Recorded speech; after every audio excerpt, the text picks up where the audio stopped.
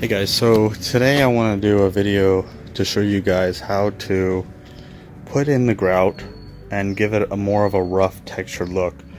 You can see I'm trying to match this right here, which is the old one, and then this is the new one right here. So obviously this is much of a grayer color, but I am going to be cleaning this off because what I did was I matched this part right here and not the top, because the top's obviously going to be really dirty. So this part right here is a little rougher. Okay, so as you can see, I gave it kind of a rough look. I didn't use any sponges, it's just the gloves that I was wearing. Kind of goes well with the color of the brick. Okay, so first thing you want to do is you want to pick the grout. The one I got is a poly blend from Home Depot. You can see right here, it's an 8.2.5 inch, and this stuff works really well. It is also sanded. They have some that say no sand. This one you want to get sanded, and I'm also adding an extra sand, which is this patio paver sand, to add a little bit more texture. Make sure when you do this, you do a small amount to test the color. You're gonna have to make a full batch, because every batch, if you don't measure it out, you're gonna end up with different colors.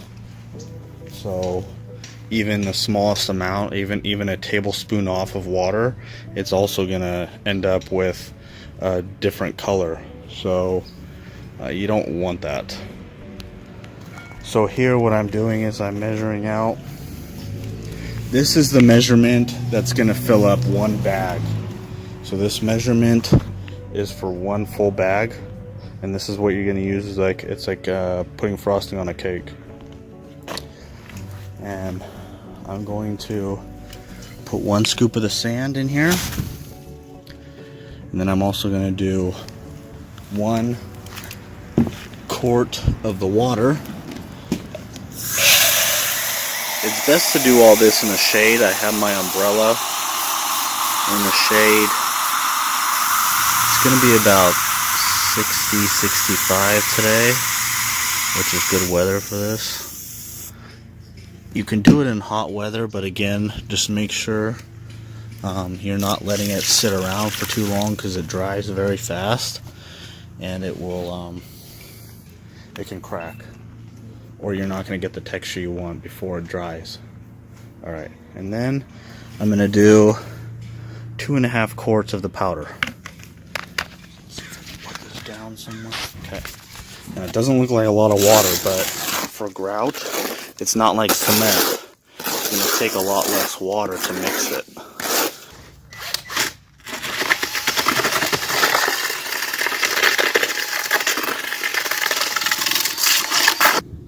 Now you need to set your timer for 10 minutes and let that sit. That way it's not going to crack or shrink when you put it in here, because it's going to want to settle down. Alright, so it's going to be about 10 minutes. I'm going to remix it. You want it to be watery enough to where you can get it inside the cracks, but you're not having to really push it down in there. It'll naturally fall in there. So you can see it's got a nice texture. If you're sticking it on the wall, you obviously want to make it thicker. For like mortar, but for the grout, you want it to be really nice texture. So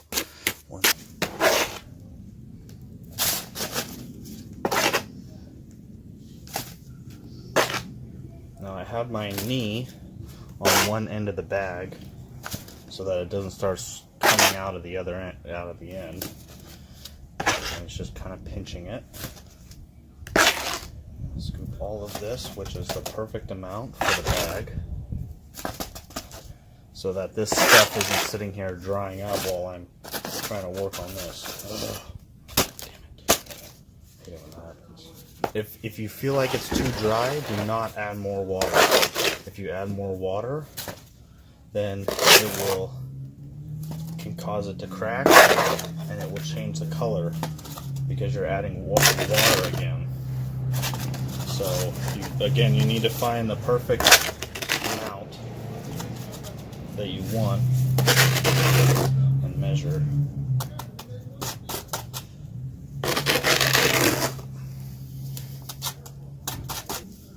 Just like this. And you want it to bunch up. Make sure that you get enough in here. And I usually go like this, and I will go away from the way I'm pouring it. So I'm pouring it and I'm going away from it instead of going the other direction, which is, you know, you got it poured like this and then you go like this. It's a little harder to see how much you got pouring if you're going to come this way. So start pouring it and then make it go the other direction. Ah, shit. That's what you don't want. Alright, so you can go ahead and squirt it out this way. Now it's going to sink, so that's why you can see I'm adding more than what is needed, because this stuff will sink in. And then what you're going to do, start twisting the top. So you twist the top and it'll shove this stuff, the rest of this grout down. It's fairly easy.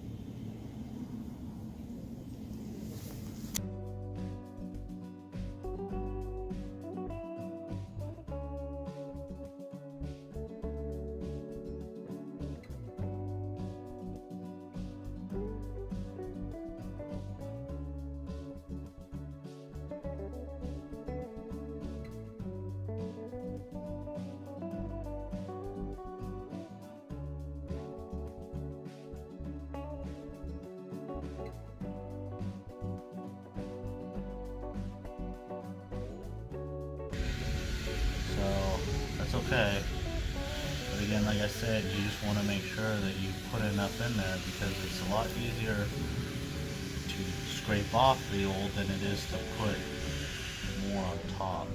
Usually brick spaces are not this big. This is about 1/2 inch spaces, but I'm copying what was already on here, and that's why these spaces are pretty big. Okay, so I'm going to leave a little extra on here in case I need it. Just flush up against the side. And then you use this one to smash it down. And then pull it back like that. Don't pull it out, because if you pull it out, you can end up, it'll end up coming back out.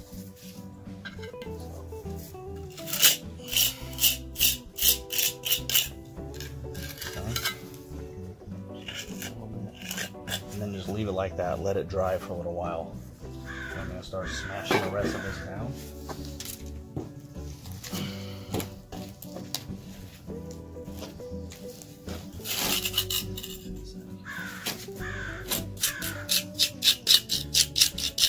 As you smash it down, you want it to kind of bunch up in the middle. When it bunches up in the middle, that means that you have it enough in there and it has nowhere else to go. If you end up smashing it down and it kind of sinks more in, that means you need to add more. So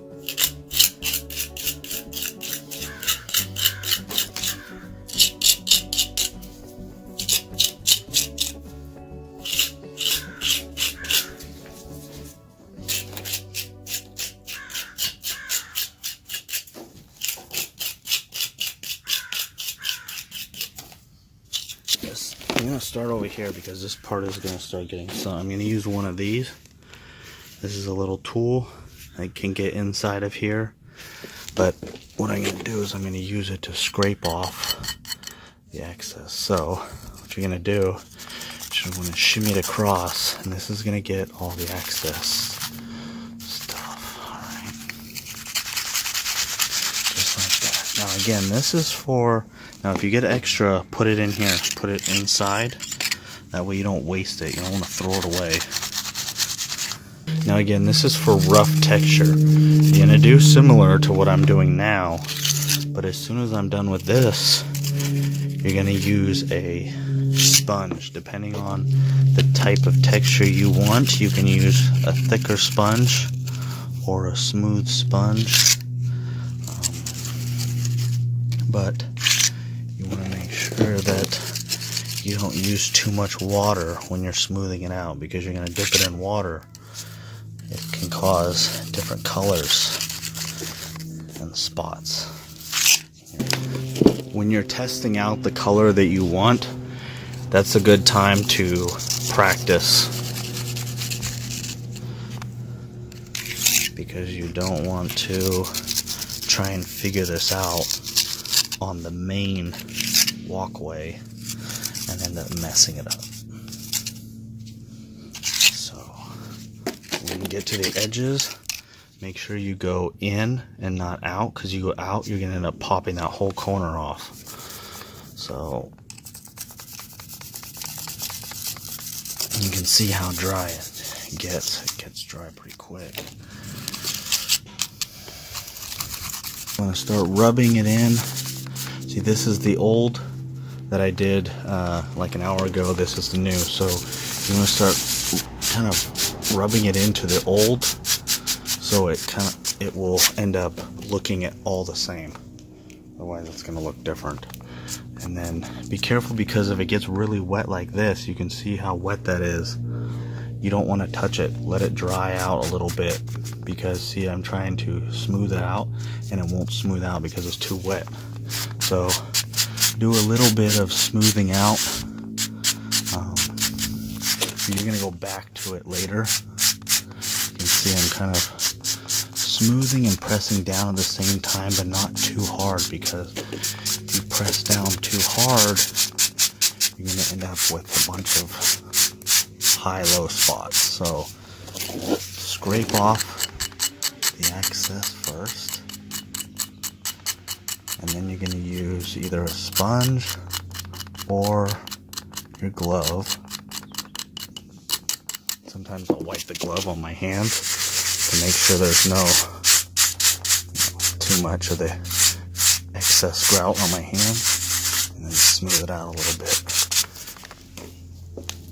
Depending on if you want it to have a brush look or a rough look, whatever texture you want, you're going to keep rubbing it and smoothing it out until you get the texture that you want.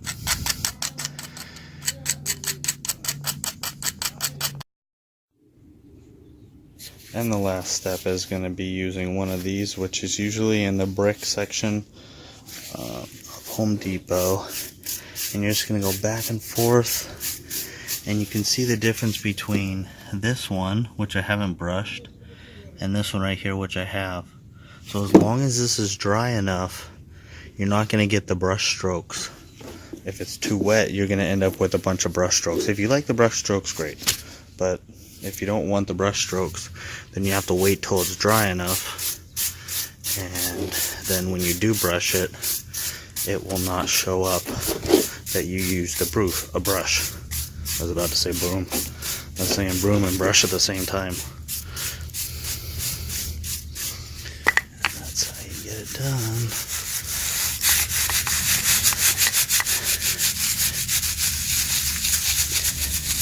And then you wait, depending on how much sun and rain you get. Usually when you want to wait at least 30 days till you put a sealer on it, and that will prevent any cracking or water from getting inside of the grout and inside the brick. Will help protect it, as well as mold. Will help prevent the mold to grow if you don't get a lot of sun in your area. If it moves around too much, that means you gotta wait and let it dry a little longer. So, and you can see there's sometimes these little pieces, because I put the extra sand in there to make it nice and rough. So sometimes they'll be too big and they'll leave marks. So you can just brush it away and you can see how much smoother that gets. You push a little bit and that'll help prevent cracks. You can see here, kind of go both ways.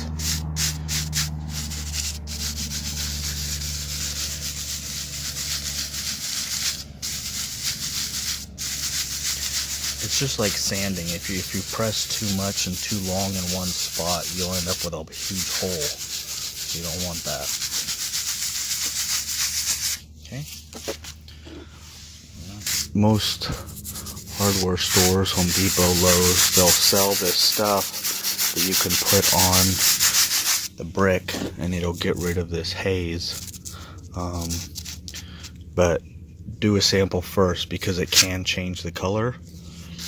If you end up, it's an additive that you add to the water to clean this off. So be careful, do a couple tests before you do the whole thing to make sure it doesn't change the color of anything.